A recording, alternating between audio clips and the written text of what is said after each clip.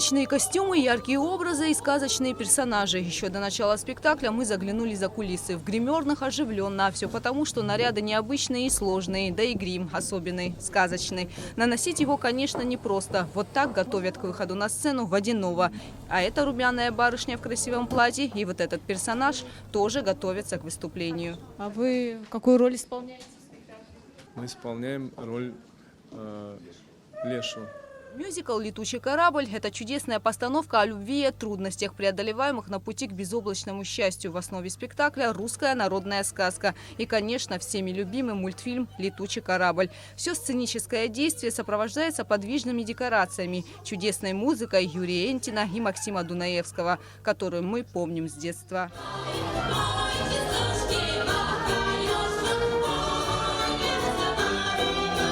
«Летучий корабль» – это забавная и поучительная история о неунывающем трубочисте Иване, красавице-царевне Забаве, властолюбивом богаче Полкане, добром водяном, веселых бабках-ешках и еще о многих других сказочных персонажах, уже давно знакомых как маленьким зрителям, так и их родителям.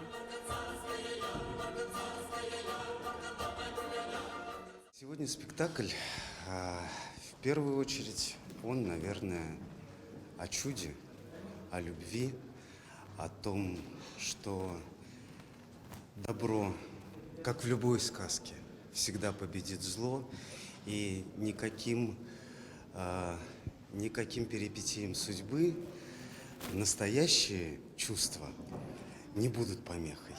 И, в принципе, мы все прекрасно знаем этот замечательный мультик на музыку Максима Дунаевского, но здесь конкретно для мюзикла, сценической версии этого мюзикла Дунаевский написал еще 7 частей, отдельных песен, которые зритель еще не знает.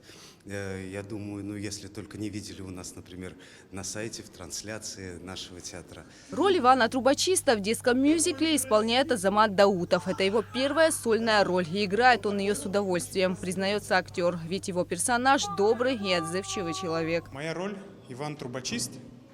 Вот. Я обычный парень, который лазит по трубам, чистит их. И вот в ходе вот этого он попадает в комнату принцессы Забавы.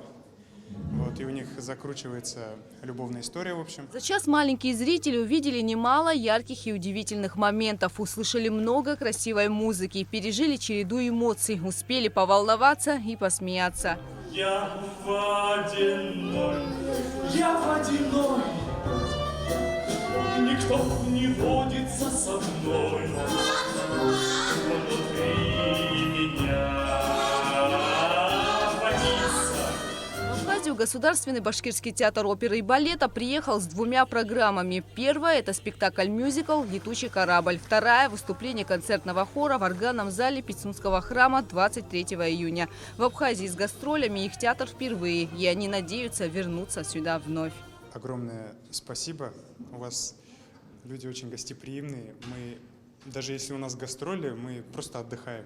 Для нас вот сегодня поставить спектакль в вашем театре – это просто как праздник.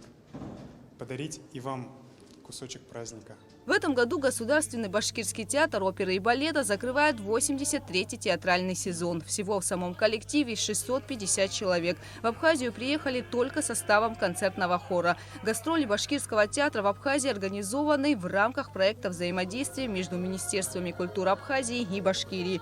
Уже в октябре с гастролями Уфу посетит абхазский камерный оркестр совместно с дуэтом «Пиано-дуо». Угуса Вардания, Арина Агухава, Абхазское телевидение.